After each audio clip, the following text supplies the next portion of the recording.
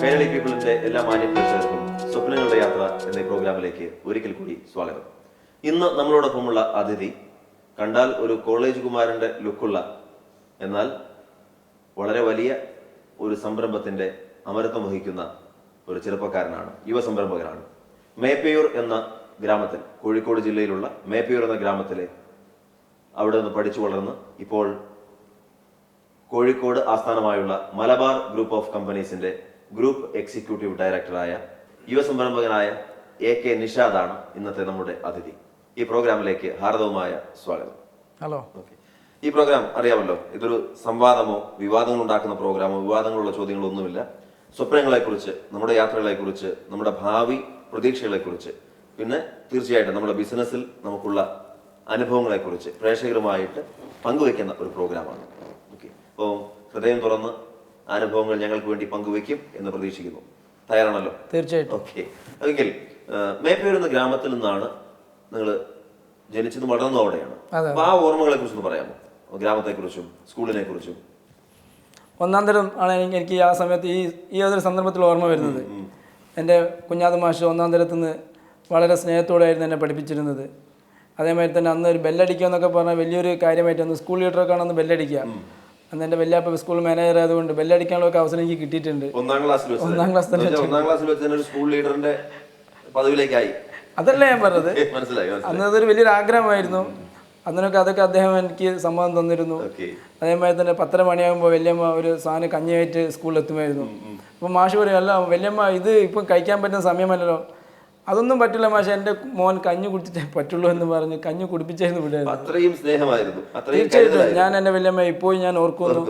വല്യമ്മക്കും വല്യാപ്പക്കും വേണ്ടി ഇപ്പോഴും ഞാൻ 5 നേരം ഞാൻ എന്ത് ചെയ്യുന്നു, നമസ്കരിച്ച് പ്രാർത്ഥിക്കുന്നു. തീർച്ചയായിട്ടും നല്ല കാര്യം, നല്ല കാര്യം. അതിനുശേഷം 10ാം തരം വരെ അവിടെ പഠിച്ചു, 10ാം ക്ലാസ് വരെ? അല്ലല്ല, ഞാൻ 4th സ്റ്റാൻഡേർഡ് കഴിഞ്ഞിട്ട് ഞാൻ എൻ്റെ ഉപ്പയുടെയും ഉമ്മയുടെയും മേപ്പയൂരുള്ള സ്വന്തം വീട്ടിലേക്ക് താമസം മാറുകയും പിന്നെ അവിടെ നിന്ന് എൻ്റെ സ്കൂൾ ജീവിതങ്ങളൊക്കെ തന്നെ. എൻ്റെ ഉപ്പ എന്നെ പഠിപ്പിച്ച എന്ത് കയ്പാണെങ്കിലും സത്യമേ പറയാവൂ എന്നുള്ളതാണ് മെയിനായിട്ട് എന്നെ പഠിപ്പിച്ചൊരു കാര്യം. അതെൻ്റെ ജീവിതത്തിൽ എൻ്റെ പരമാവധി ഞാൻ പുലർത്തിപ്പോയെന്നുള്ളതാണ് എൻ്റെ വിശ്വാസം. ഓക്കെ, അപ്പം ശരി, ചെറുപ്പത്തിലെ ഇങ്ങനെ സത്യം മാത്രമേ പറയൂ എന്നുള്ള ഒരു പോളിസി കിട്ടിയതുകൊണ്ട് ഒരു ചോദ്യം, ഒരു അധികം കുസൃതി ഒന്നും കാണിക്കാത്ത ഒരു മര്യാദക്കാരനായ കുട്ടിയായിരുന്നു നിങ്ങൾ? കുസൃതി ഇത്രയൊക്കെ ഉണ്ടായിരുന്നു, പക്ഷെ ഈ ഒരു വിഷയത്തിൽ ഞാൻ കണിശത പുലർത്തി പോന്നിട്ടുണ്ട്. സത്യം പറയുക എന്നുള്ള കാര്യം. എൻ്റെ മക്കളെ ഞാൻ ആ വിഷയത്തിൽ വളരെ, ഏത് വിഷയമായാലും, പഠിക്കുന്ന വിഷയമാണെങ്കിലും അല്ലെങ്കിൽ നമസ്കരിക്കുന്ന വിഷയമാണെങ്കിലും, അവർ ചിലപ്പം നിസ്കരിച്ചിട്ടുണ്ടാവില്ല അല്ലെങ്കിൽ പഠിച്ചിട്ടുണ്ടാവില്ല. മക്കളെ എന്ന് നിങ്ങൾ നിസ്കരിച്ചോ അല്ലെങ്കിൽ പഠിച്ചോന്ന് ചോദിക്കുമ്പോൾ ഇല്ല എന്ന് പറഞ്ഞു കഴിഞ്ഞാൽ ഞാൻ അവരെ അടിക്കത്തില്ല. അത് ഇന്നും അന്നും ഞാൻ പുലർത്തി പോകുന്ന ഒരു കാര്യമായിരുന്നു.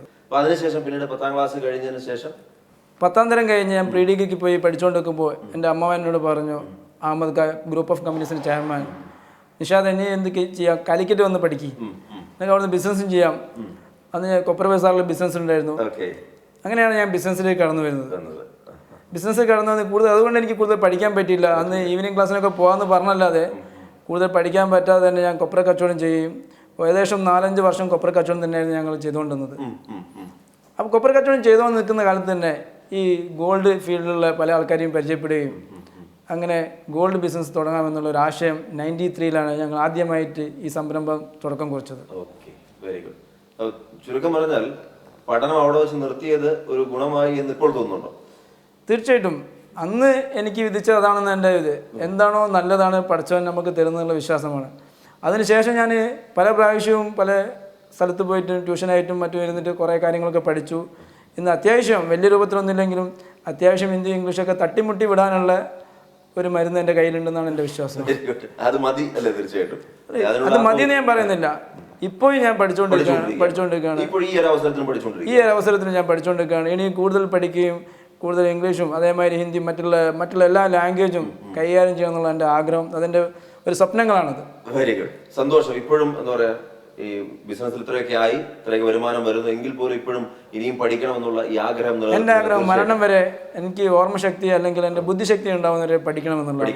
പ്രത്യേകിച്ച് ഞാൻ വിശ്വസിക്കുന്ന ഖുർആൻ, ഈ ഖുർആൻ അതേമാതിരി അറബി ഭാഷയും പരിപൂർണമായിട്ടും ഖുർആൻ മനഃപ്പാടമാക്കണമെന്നും അത് ജീവിതത്തിൽ പകർത്തണമെന്നുള്ളതാണ് എൻ്റെ ഏറ്റവും വലിയൊരാഗ്രഹം. ഓ ശരി ശരി. അപ്പോൾ അതിനു വേണ്ടിയിട്ട് എല്ലാവിധ എന്താ പറയുക സാഹചര്യങ്ങൾ ഒത്തുവരട്ടെ, പഠിക്കാൻ സാധിക്കട്ടെ എന്ന് ഞങ്ങൾ ആശംസിക്കുന്നു. തീർച്ചയായിട്ടും.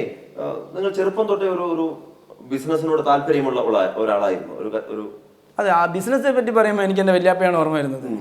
വല്യാപ്പ എൻ്റെ നാലാം തരത്തിൽ പഠിക്കുമ്പോൾ തന്നെ, മോനെ നിഷാദെ നീ ഒരു കാര്യം ചെയ്യും, കടല വാങ്ങിക്കൊണ്ടുപോവാ. അപ്പോൾ ഞാനത് പോയിട്ട് കടല വാങ്ങിക്കൊണ്ടുവരും. 1 രൂപക്കോ 2 രൂപക്കോ കടല വാങ്ങിയിട്ട് എന്ത് ചെയ്യും, വറുത്തിട്ട് വല്യാപ്പാക്കും വല്യമ്മക്കും ബന്ധുക്കൾക്കൊക്കെ വിൽക്കും. അതിൽ നിന്ന് ചെറിയൊരു പ്രോഫിറ്റ് എന്ത് ചെയ്യും, ഏൺ ചെയ്യും. അത് കഴിഞ്ഞ് വല്യാപ്പ പറയും, മോനെ കുറച്ച് തേങ്ങ എടുത്ത് അട്ടത്തിടുമെന്ന് പറയും. കുറച്ച് തേങ്ങ വാങ്ങി അട്ടത്തിടും. ഇതൊക്കെ തന്നെയാണ് എൻ്റെ ബിസിനസ്. ശരിക്കും 9ാം തരത്തിൽ തന്നെ ഞാൻ 9ാം വയസ്സിൽ തന്നെ എൻ്റെ ബിസിനസ്സിൻ്റെ ഞാൻ ആരംഭം കുറിച്ചിരുന്നു. ആ സമയത്ത് തന്നെ